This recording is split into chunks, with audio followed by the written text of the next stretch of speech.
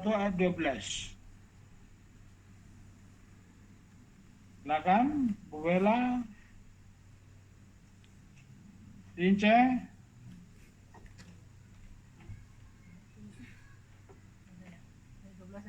Ya. Kejadian 21 ayat 12. Tetapi Elohim berfirman kepada Abraham, janganlah sebel hatimu karena hal anak dan budakmu itu. Dalam segala yang dikatakan Sarah kepadamu, haruslah engkau mendengarkannya. Sebab yang akan disebut keturunanmu ialah yang berasal dari Ishak.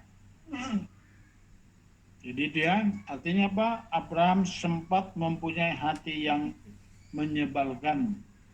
Jadi Tuhan menegur, Tuhan mengatakan akhirnya apa?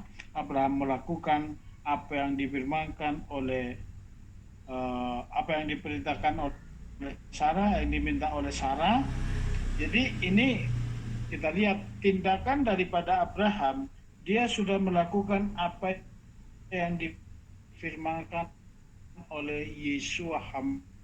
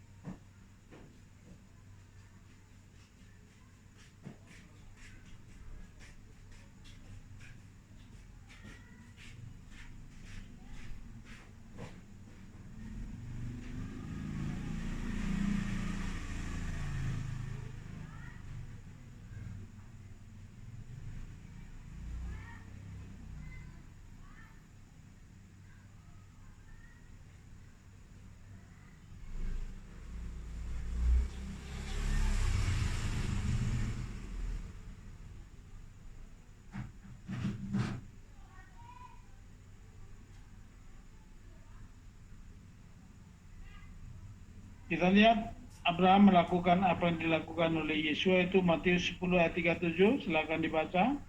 Jadi dia sudah melakukan Injil. Injil belum ada, Abraham sudah melakukan firman. Matius 10 ayat 37.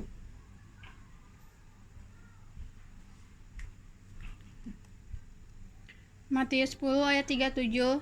Siapa yang mengasihi ayah atau ibunya lebih daripadaku, tidaklah layak bagiku.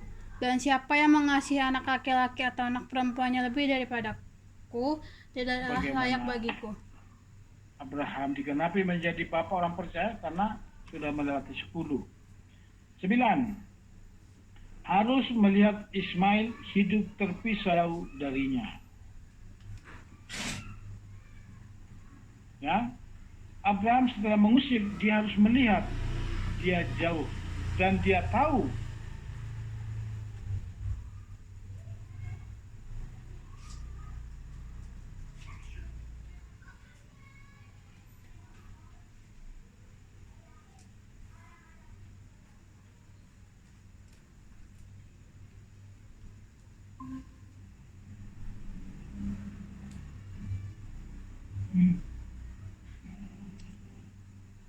putus ya. Halo.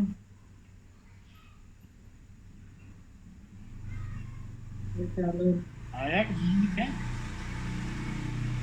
9. Harus melihat Ismail hidup terpisah jauh darinya. Jadi ya, Kejadian 21 ayat 13 sampai 16. Boleh baca? Silakan Bu Ropita.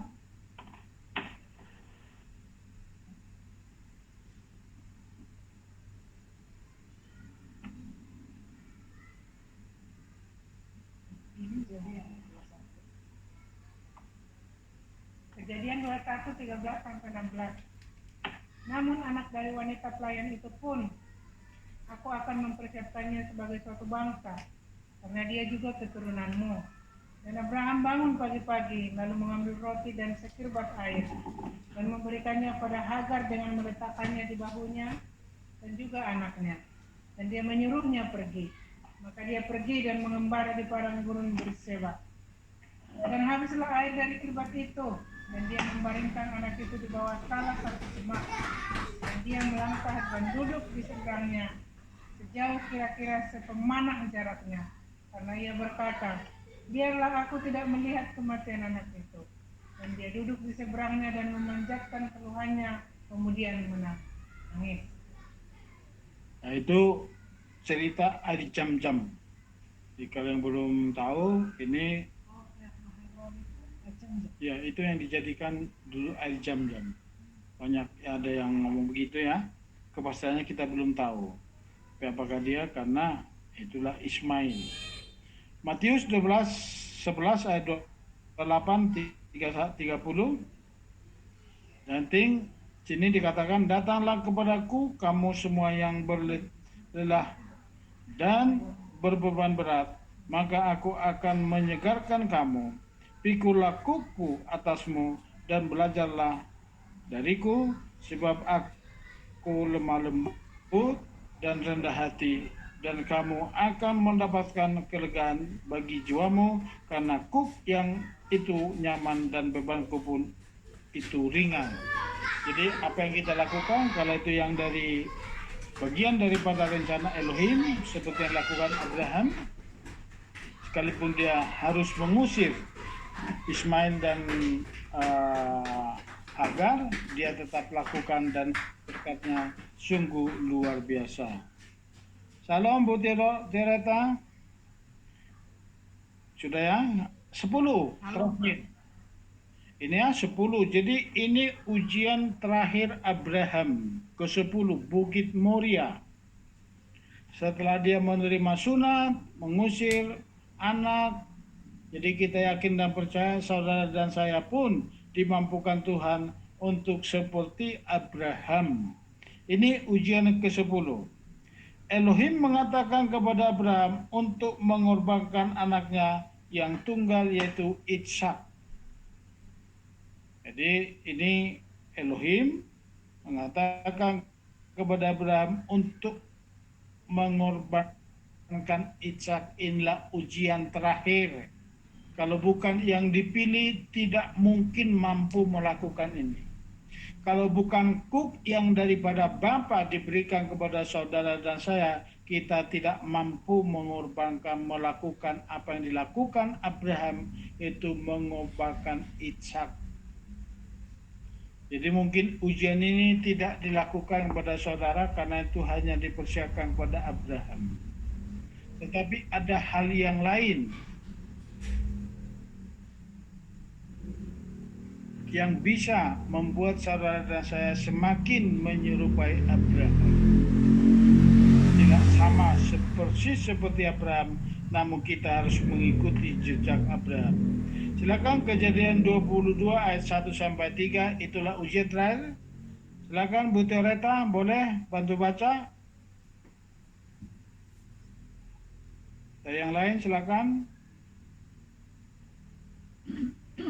Dan setelah peristiwa-peristiwa itu terjadilah bahwa Elohim memuji Abraham dan berfirman kepadanya, Abraham, dan dia menjawab, inilah aku. Dan dia berfirman, bawalah sekarang anak laki-lakimu yang tunggal yang engkau kasihi, yakni Ishak.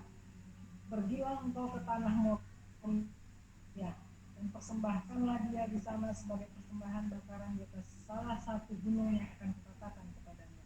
Dan bangunlah Abraham pada pagi-pagi hari.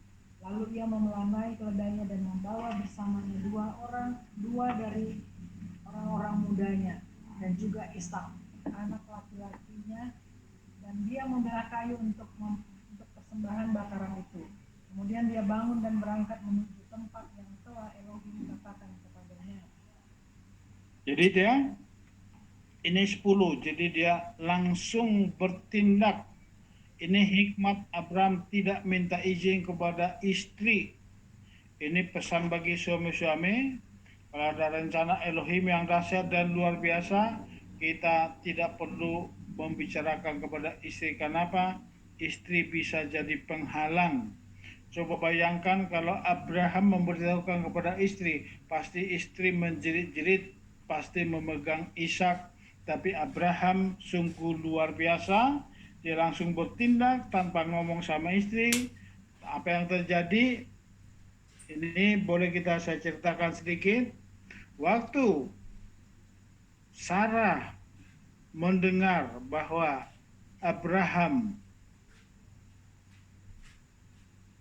sudah pergi ke Bukit Moria untuk mempersembahkan Ishak, dia langsung menjerit sampai luar biasa dengan menangis, dengan teriakannya itulah teriakan suara sopar.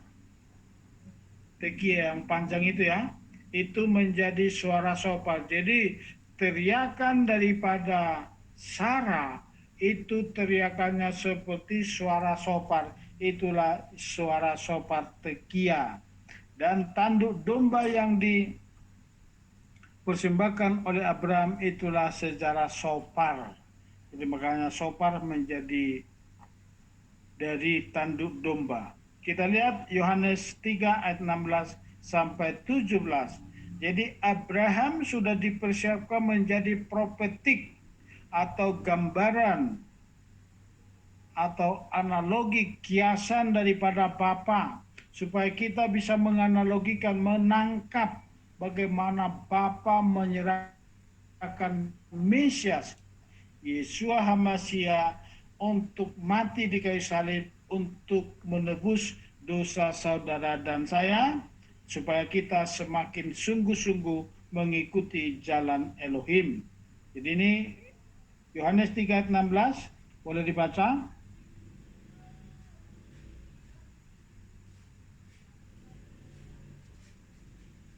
Ada yang lain? Putih Rota bisa? Ayo.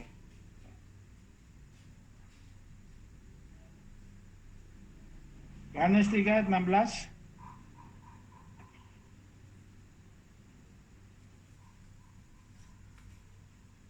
Yohanes 3, 16 sampai 17. Sebab Elohim demikian mengasihi dunia ini, sehingga dia mengaruniakan putranya yang tunggal, supaya setiap orang yang percaya kepadanya tidak akan binasa, melainkan dapat memperoleh hidup kekal. Sebab Elohim mengutus putranya ke dunia tidak untuk menghakimi dunia, sebaliknya supaya dunia dapat diselamatkan olehnya. Amin. Jadi itu ujian terakhir. Jadi itulah makanya Abraham adalah gambaran daripada Bapa di Samaim atau analoginya, supaya kita bisa menangkap bagaimana kasih Bapa. Jadi begitu kasih Abraham tidak kompromi, begitu diperintahkan untuk menyerahkan dan dia persembahkan. Terakhir kita lihat, kita adalah anak-anak Abraham, baik orang Yahudi maupun bangsa-bangsa, jika sudah memiliki Mesias Yeshua HaMasyiah. Jadi bangsa-bangsa, tadi sahabat lalu kita sudah belajar ya, kalau bangsa saya terikat dengan Abraham dengan darah turunan, tapi saudara saya terikat dengan Mesias melalui Yeshua HaMasyiah. Kita menjadi ehad dengan Mesias yang adalah anak Abraham. Jadi kalau kita anak Abraham, otomatis kalau kita sudah percaya kepada Mesias, otomatis kita menjadi ehad semakin intim dan untuk memasuki tanah Kanaan. Galatia 3 ayat 16. Kita bersama-sama ayat terakhir ini.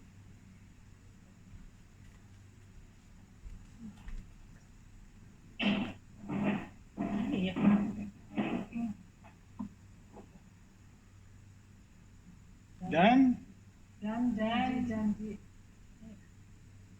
janji-janji itu telah diturunkan kepada Abraham dan benihnya dia tidak berfirman, dan kepada benih-benih seolah-olah atas banyak, padahal hanya atas satu, dan kepada benihmu yang adalah HaMasyiah.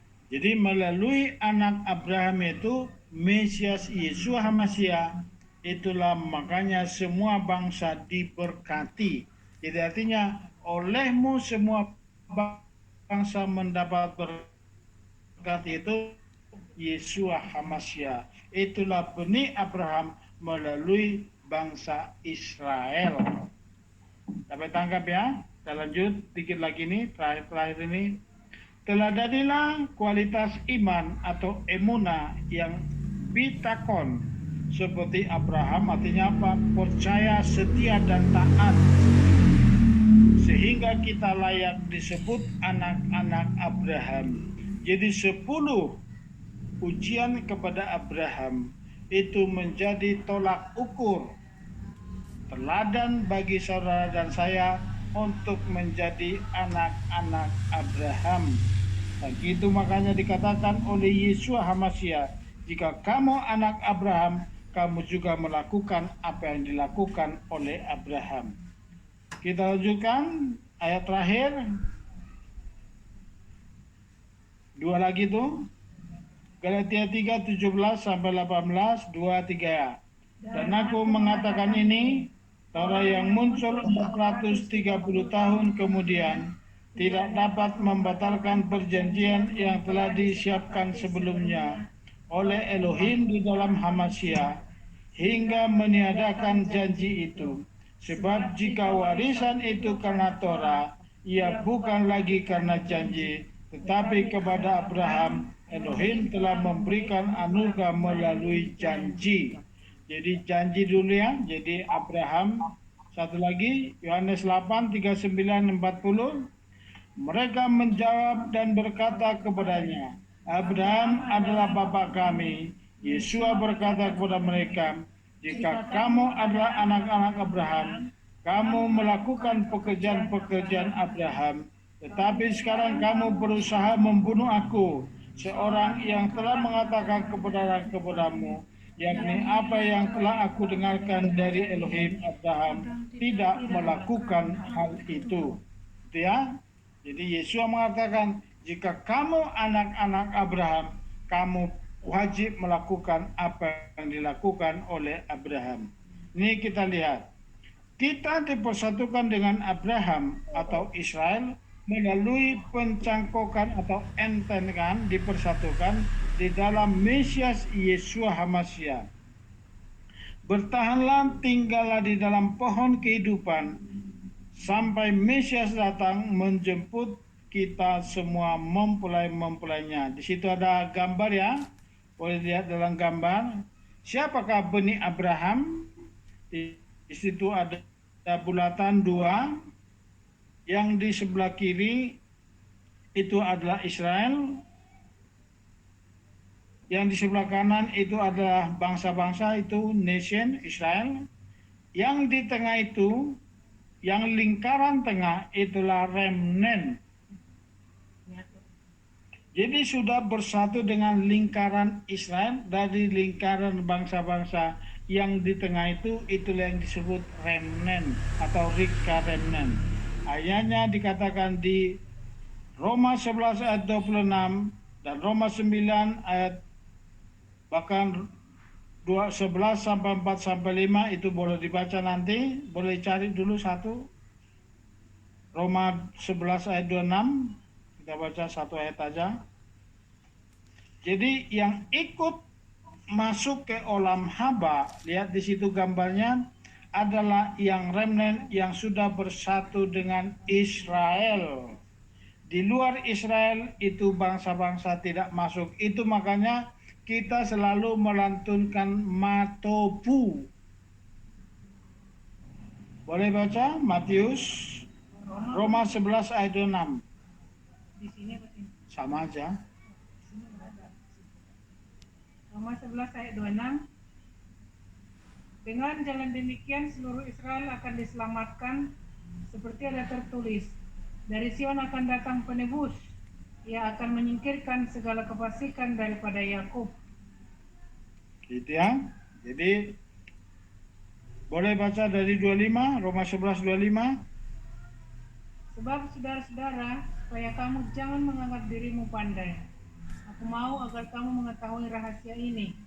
Sebagian dari Israel telah menjadi tegar sampai jumlah yang penuh dari bangsa-bangsa lain telah masuk.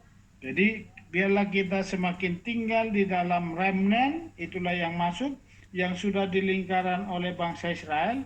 lingkaran di luar lingkaran Israel itu bangsa-bangsa yang tidak menempel dengan Israel itu nanti di akhir zaman tidak ada tempat di olam haba.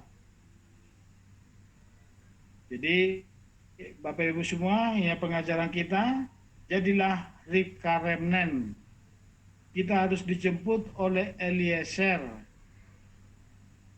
Supaya apa? Eliezerlah membawa kita ke rumah Bapa. Bangsa Israel yang mampu membawa kita kepada rumah Israel, rumah Yakub. Itu Israel. Yakub adalah Israel. Bangsa Israel ada anak-anak Abraham. Jadi hanya anak Abraham yang menjemput bangsa-bangsa menjadi mempelai Yeshua HaMashiach. Itulah yang disebut dengan istilah Ribka remnant. Saudara siap menjadi Ribka remnant? Haleluya. Bersatulah, tetaplah di dalam Ribka remnant, bersatu tetap kepada bangsa Israel. Puji nama Bapa, Elohim kita, Elohim Abraham. Biarlah saudara dan saya mengikuti teladan apa yang dilakukan oleh Abraham.